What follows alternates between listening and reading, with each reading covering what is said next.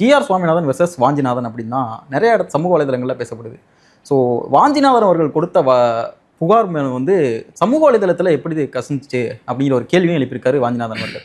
So இந்த GR Swaminathan versus Vanchinathan என்னதான் சம்பவம் போயிட்டு இருக்கு ஒரு வழக்கறிஞராக உங்களுடைய பார்வை? முதல்ல நீங்கள் இந்த வைரலாக போயிட்டு இருக்குன்னீங்களே, வைரலாக போக ஆக்கப்பட்டிருக்கு. இது ரொம்ப கிளவராக வந்து இது நீங்கள் இவங்க 2 பேரும் நடக்கிற பிரச்சனையா அப்படின்னு பார்த்தீங்கன்னா இது வேறு மாதிரி தான் நீங்கள் உங்களுக்கு புரிஞ்சுப்பீங்க. இதுக்கு பின்னாடி யார் இருக்காங்க, பின்னாடி வந்து ஒரு ஈகோ சிஸ்டம் இருக்குல்ல, அந்த ஈகோ சிஸ்டம் தான் யார் அதை புரிஞ்சுக்கிட்டிங்கன்னா இது வழக்கு எப்படின்னா ரிவர்ஸில் யோசிக்கணும். நீங்கள் இந்த கேஸை பொறுத்த வரைக்கும் என்ன ஜிஆர் சாமிநாதன் கூப்பிட்டாரு, விசாரிச்சா தப்பு என்ன அப்படின்னு கேட்கக்கூடாது.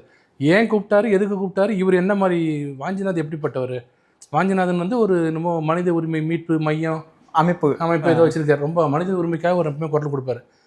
அந்த மனித உரிமைக்காக ஒரு 4.5 வருஷத்தில் குரல் கொடுத்தது எங்கன்னு பார்த்தீங்கன்னா எனக்கு தெரியாது. அது எங்கேயாவது ஒரு இடத்துல காமிங்களேன். அவ்வளோ இதுக்கு மனித உரிமையோட அத்துமீறல் ஒரு என்னன்னு சொன்னீங்கன்னா எனக்கு தெரிஞ்சு திருப்புவனத்தில் நடந்த ஒரு கொலை, கஸ்டடி கிடையாது, இல்லீகல் கஸ்டடியல் டெத், கொலை. ஒரு வார்த்தை பேசியிருக்காரு அது வரைக்கும் மனித உரிமை இல்லை. ஆனால் அதே அமைப்பில் இருக்கக்கூடிய அந்த ஹென்றி இபேன் அவர்கள் தானே இந்த வழக்குக்காக நான் கேட்குறது. வாஞ்சிநாதன்ற ஒரு உத்தமர் இந்த 4.5 வருஷத்தில் அவர் என்னென்ன செஞ்சுருக்காருன்னு பாருங்கள். கள்ளசாராயத்துக்கு மனித உரிமை வராதுன்னு நினைக்கிறேன். அது ஹியூமன் ரைட்ஸுன்றதே நான் இனிமேல் படிக்க போகிறேன் அவர்கிட்டருந்து.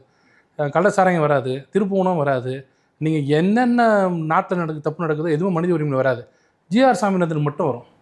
அப்போ என்னன்னா அவர் ஒரு டூல், அவருக்கு பின்னாடி இருந்து ஒரு இயக்குது. ஜிஆர் சாமிநாதன் பற்றி பார்த்தீங்கன்னா அவரை பற்றி நான் வக்காலத்து வாங்குவோ அவர் நல்லவர் அப்படிங்கிறதுக்கு நான் வரல. அவர் ஒரு நீதிபதி. நான் பார்த்த வரைக்கும் சராசரியாக எல்லாத்துக்குமே ஒரே மாதிரி ட்ரீட் பண்ணுற ஒரு நீதிபதி. சில நேரத்தில் எங்களுக்கு ஆச்சரியமாக இருக்கும், என்ன இவர் இப்படி கொடுத்துருக்காரு தீர்ப்பு தெரியல. கேஸ் போனாலும் தெரியும். சவுக்கு சங்கர் மேலே கண்டெம்ட் எடுப்பார், அவரே ஹேபியஸ் கார்பஸில் குவாஷ் பண்ணுவார். இல்லை அதே சவுக்கு சங்கர் வழக்கை கூட இதை நான் விசாரித்தா சரியாக இருக்காது, நான் சார்ந்த வழக்கு வேறு. அது நான் நீங்கள் 2த்தையும் பார்க்கணும். சவுக்கு சங்கருக்கு பிடிக்கலன்னு சொன்னால் எல்லாத்தையும் பண்ணணும். இல்லை, ஹேபியஸ் கார்பஸ் விசாரிப்பேன்னு.